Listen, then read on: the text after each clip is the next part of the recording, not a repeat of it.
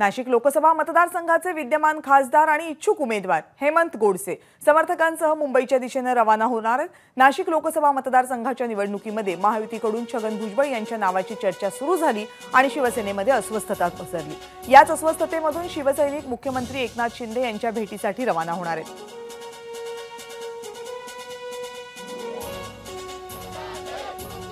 या घोषणाबाजी सुरू आहेत नाशिक मुंबई महामार्गावर आणि हे सर्व शिवसैनिक आता संतप्त होऊन निघालेले आहेत मुंबईच्या दिशेने।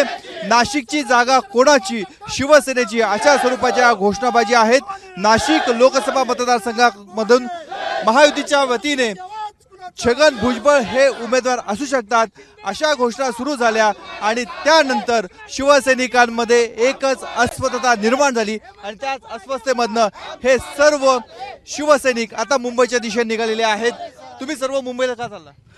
आज खऱ्या अर्थाने आज सगळ्या शिवसैनिकांची मध्यवर्ती कार्यालयामध्ये मीटिंग झाली।